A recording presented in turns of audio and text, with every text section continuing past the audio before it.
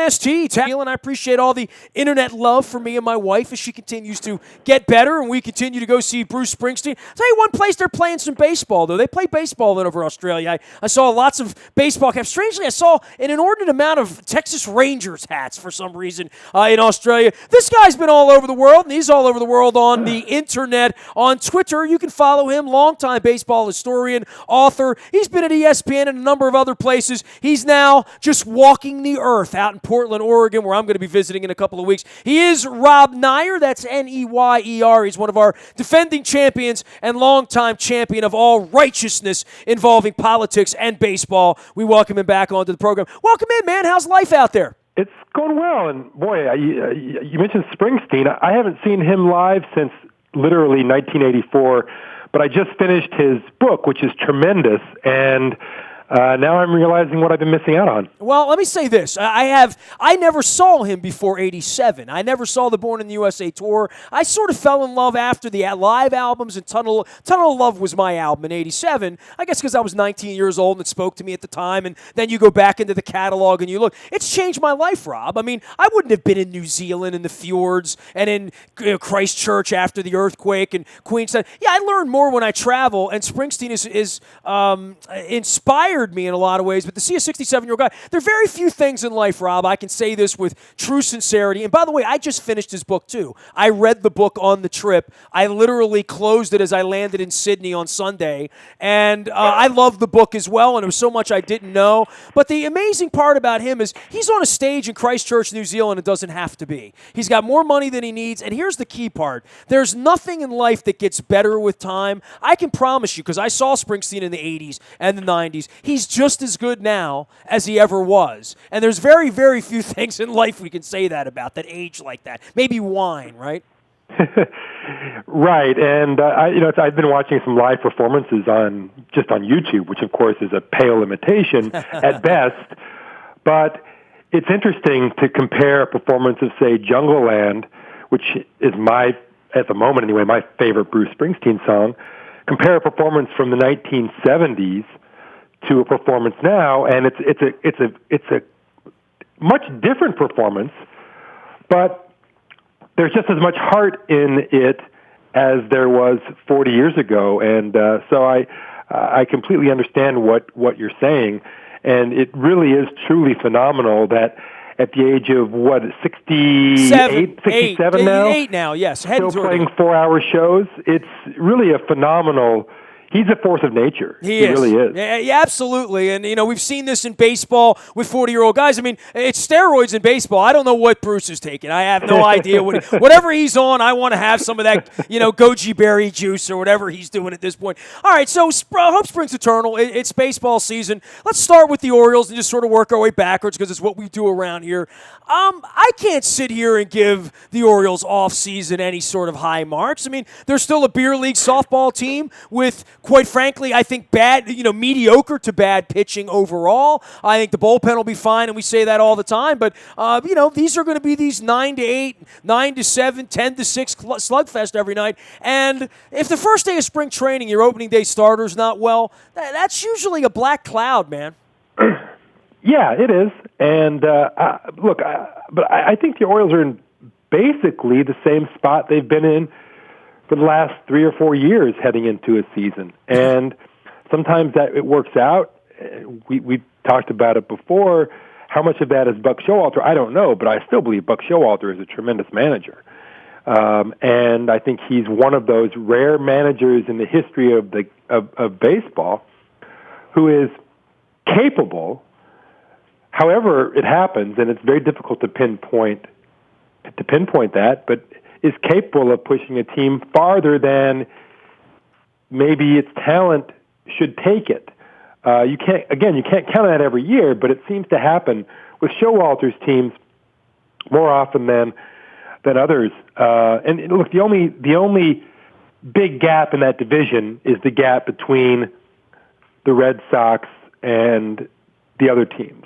So basically, I think if you're the Orioles, realistically, well, I shouldn't say if you're the Orioles. If you're an Orioles fan, realistically, what you're hoping is that the Red Sox underperform some, and you are the team that overperforms some. And we've had that happen, right? I mean, the Red Sox and Yankees, by and large, other than every other year with the Red Sox, they've underperformed. And, going back to the Bobby Valentine and the Tito Francona beer and chicken routine and all that. And meanwhile, the Yankees, while underperforming, dude, they won 84 games last year. 84 games, a lot of games in Baltimore to win. I promise you that. And I don't want to say they've retooled, they've gotten younger, but there's a whole different level of energy in what's going on with the Yankees organization right now. And quite frankly, they're like the alley cat just waiting for Manny Machado to get loose, right? Or Bryce Harper. That seems to be what they're sitting around and waiting for. And meanwhile, they've loaded up with prospects. And if they get into this race, they'll deal the other direction in July, right? They will. I think so, sure. If the Yankees are competitive, there's no reason to think that they wouldn't be aggressive. They've got maybe this has been lost on some people because of what the Yankees have actually done in the last couple of years, but they have an immense amount of money to spend. They're basically just rolling up many millions in profits every year, and you can either put it in your bank account for your heirs, or you can try to win a pennant. And they haven't really had a great shot at the pennant the last couple of years. But if that should arise in the middle or late July, I would assume they're going to go out and spend some money, or at least go out and trade for some players who make a lot of money, because they haven't been doing that lately. Well, on the other side of that is the Machado thing, and this is what ties the Orioles and the Yankees together, not just through Mike Messina and the old trade for Ken Holtzman back in '77, and brought Rick Dempsey and the whole group here, Tippy Martinez and all those guys. The Orioles and the Yankees, we started hearing about Machado a year and a half ago, 2 years ago. Yankees, Mets, Phillies, Cubs, whatever it's going to be. I hear everything but Orioles, and it feels like the window where the Orioles could have locked him up went away, and now it's over with. And now the concern for me is if they fall out of the race this summer, a smart team would deal Machado, right? I mean, and look at what Chris Sale got from the Red Sox. I mean, I would have no problem with them dealing Manny Machado if they got a lot for him, especially if they're not going to sign him. And I don't know that it's the most effective use of their money to give him $400 million, but I know for what this franchise has been through and what this owner has done to this community over the last quarter of a century, it's disgraceful, and I've called it a disgrace from the beginning, but letting Manny Machado walk out the side door, your next Cal Ripken, your next Messina, your next franchise guy would be, the disgrace of this era of many, many disgraces that Angelos has had. But it doesn't feel like Machado's going to be here, that's for sure. Obviously, you have a lot better sense for that than I possibly could. I would never say never if it's just about money. When Joey Votto signed that huge deal with the Reds a few years ago, it made me realize that if there were ever any rules about these things, they're out the window. Well, they all have money. This right. Nonsense that it's 1977 and the ballpark's empty and, all of our guys are going to go play for the Yankees or the Angels or the Dodgers. That's a bunch of hooey. And when I hear Duquette and Showalter and these guys talk poor mouth, we don't have as much money as the Yankees, which is what they're going to say to the stupid fans. You know what I mean? Like they're going to say, we don't have as much money. No, you put $1.5 billion in your pocket from Masson over the last 14 years. I mean, I've done the math on this, Rob. They have the money. If they don't want to spend it on Manny Machado, fine, but shame on them if they're not going to sign their best baseball player. You would like ownership to be honest with you, and very few owners are honest because they're afraid of what honesty will mean, what the fans will think about that. And the truth is, unfortunately, most people, it's just human nature, don't really appreciate honesty unless what we're hearing is something that we agree with. I prefer alternative facts. How about you, Rob? Or fake news. Fake news is fun, too. Fake news. I've been doing fake news for a long time. Ask Mr. Angelos. That's why he took my press pass. I do agree with you that if they're not going to, if as an organization they just don't want to spend that kind of money, then for the best thing is to trade him. But the craziest thing is they gave it to Chris Davis. You know what I mean? Like, right. Of all the guys they could have given the money to, giving it to the guy that got popped for Adderall and wasn't there when you needed him in your ALCS run, it's bizarre, but I'm used to that around here. I'm getting used to it with our government now. So, I've had that covering sports here for 20 years, alternative truths and fake news and, banning the press. I've dealt with all that. So it's not that shocking to me that it's bled into politics. But on the baseball side, anyone that thinks it's good business to let your best baseball player, run his market value up when you had a window to sign in before. And I know he had some leg problems. He had some knee problems. But, the other teams are lining up now. I mean, up in Philadelphia, they talk about it openly, lining up to spend money next year. Right, and it's difficult to know where this is all going to go because there are so many teams that are that A, have a lot of money for various reasons, mostly because of huge TV contracts, and B, have been husbanding their resources. They haven't been overspending on veterans, which is what they used to do, and still do occasionally. I was just thinking this morning about Albert Pujols' contract. And by the way, Pujols, when he got his deal, it was about the same age as Chris Davis when he got his deal. Now, they're not the same deals, but I would agree with you that I would much rather save my money and spend it on Manny Machado than sign Chris Davis for 7 years. What we don't know is what's happening internally. Maybe they just think there's no way they could ever get Machado. Who knows? But certainly, one player has a really good chance of being in the Hall of Fame someday, and one doesn't. It's not a difficult equation. Well, the Hall of Fame's its own argument, as you know. Baseball historian and author Rob Nyer joining us here. You can follow his journey out on Twitter at Rob Nyer. Meanwhile, you've worked together a piece here that's coming out this week on Michael Jordan, and I guess the Tim Tebow thing lends itself to that, right? That's or right. Even Garth Brooks or whatever. I happen to know Chris Pica's my dear friend, and he did the show earlier this week. He was actually the public relations guy for the Birmingham Barons when Michael Jordan fell in their lap. So Chris has an incredible wealth of info. He loves telling those stories about taking the bus with Michael Jordan and playing cards. But you're doing a piece on that, and that is, I guess 2 decades later, a little bit of a period piece that really had its roots here in Baltimore at Camden Yards at the All-Star game at the Cage here, right? Hey, that's news to me. I didn't get that in the piece. Mm-hmm. Get it in the piece.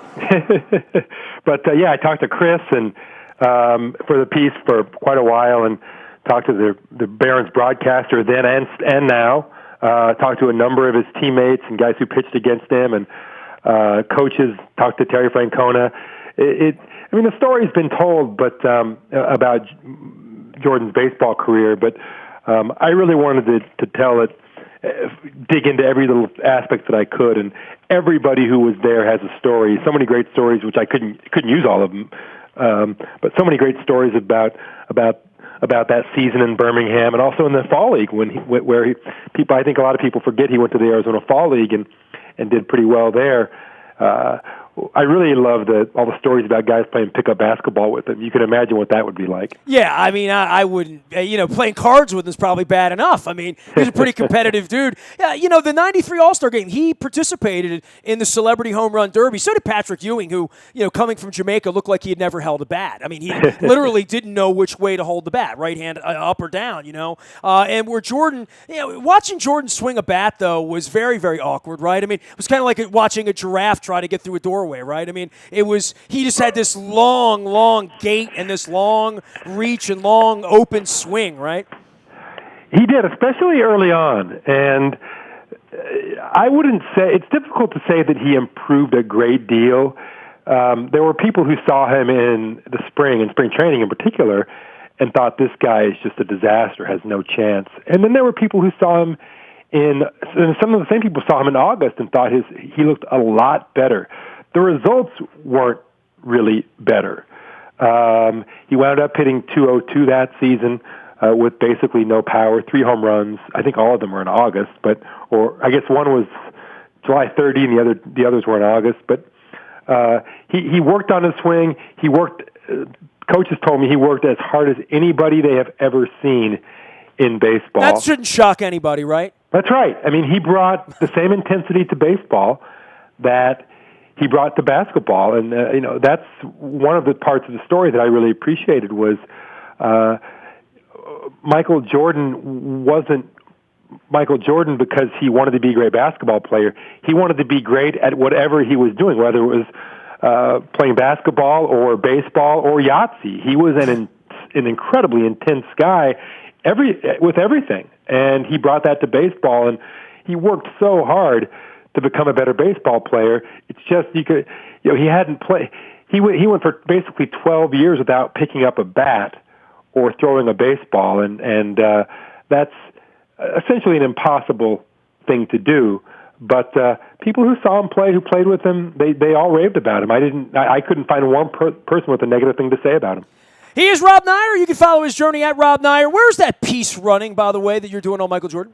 It's running on Complex Sports. And I got to say, I don't know how good the material is that I came up with, but the art that they came up with is just amazing. They do a great job with their art and their design.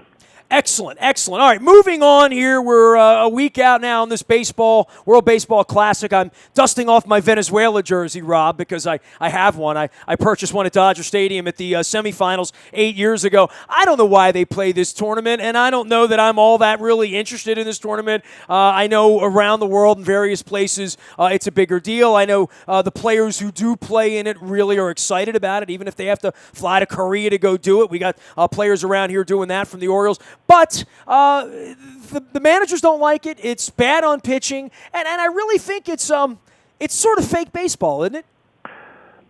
Well, I think it depends on one's perspective. First of all, you're basically, I agree with you that it's not really for us. It's not for those of us who get to see these guys in the ballpark or on television every day for 6, 7, I guess 8 months if you count spring training and the postseason. It's for fans in all those other countries who, this is as good as it gets.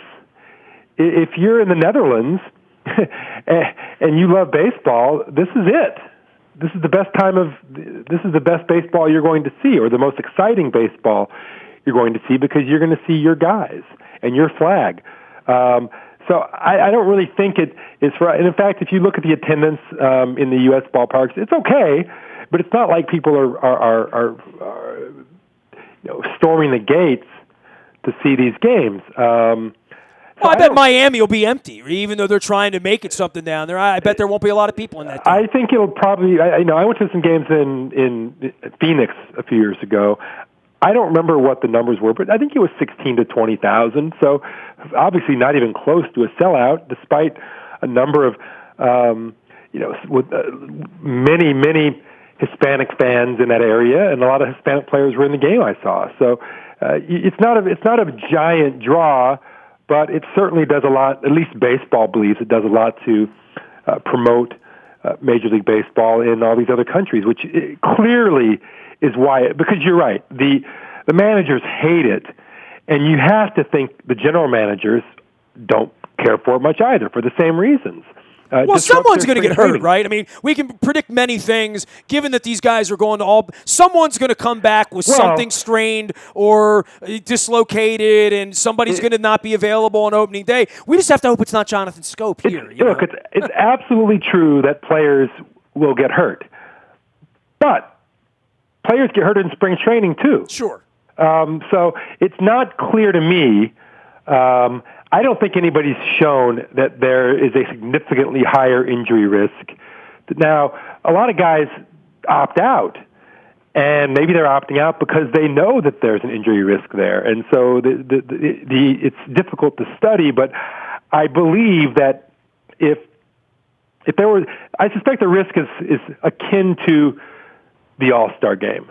And are you a greater risk of getting hurt if you play in the All-Star game than if you're not? Than if you're just sitting home watching television or going fishing? Sure.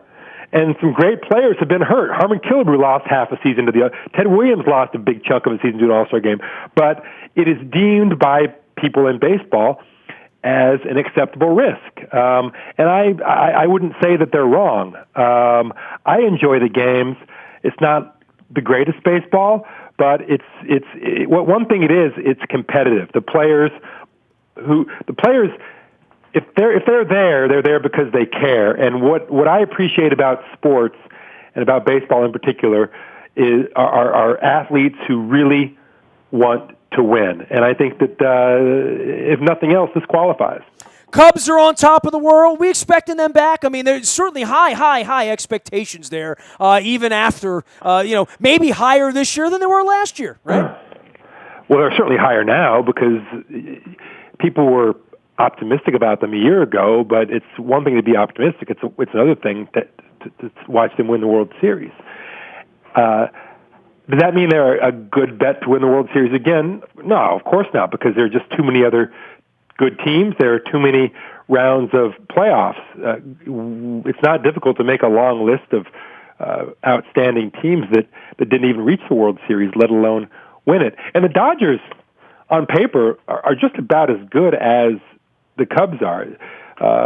I'll be surprised if both of them aren't in the playoffs. We've seen far stranger things, but they both look strong enough, so strong. I would say those two teams and the Indians are the three teams where I would truly be surprised if they weren't in the playoffs. There aren't any other teams like that. Those three seem to be clearly the best in their divisions and their leagues. He is Rob Nyer, the walker of walks, hiker of hikes, writer of writings. Is that right? Something like that, right? I think I switched it, yeah, but I still do those things. Yeah, from time to time, because you're a writer. He is Rob Nyer, baseball historian and author. He's got a piece on Michael Jordan out at complex.com on the sports site there on the baseball career of Michael Jordan. Rob, always great to visit with you. I'm coming out to Portland to see you, too. I've never been to Portland, Oregon. I'm hoping you and Maury Brown and my dear friend Bernard McKinney will at least have 2 or 3 recommendations that will fill my 36 hours in Portland with many, many craft beers and any other delectables that the city there has to offer. Does the city have a name? Portland? Does it have we're the Charm City? What is Portland?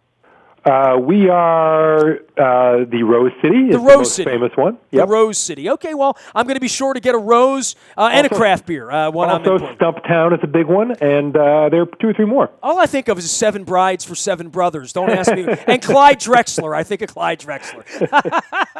Hey, great having you on as always, man. My pleasure. Thanks for having me. You got it. Rob Nyer can be found at Rob Nyer on Twitter, and you can find me out in the Bayou Toyota Audio Vault 24 hours a day from anywhere in the world. Love having great guests on around here, and the writers of writings as well. Our morning newspaper has writers of writings. It's delivered to your email inbox at 7 a.m. each and every morning. It's brought to you by Planet Fitness and PlanetFitness.com. There's one right around the corner from you. And last but never least, if there's any breaking news, and Lord knows the Ravens are going to have some free agent cuts and some acquisitions and some stuff going on, you want to be on the WNST text service if you want it first. Spam-free, always brought to you by Coons Ford of Security Boulevard. And Dennis Kolatzis will be here on Thursday driving you home with the SSV on WNST. That happens every Thursday from 3 until 5. We have our trip to London on sale now. You can go to WNST.net under the Road Trips tab and learn more. You can also email me, nasty@WNST.net. Like a famous owner once said, I'm a very available individual. Twitter, Facebook, LinkedIn, Snapchat, Instagram, and don't forget,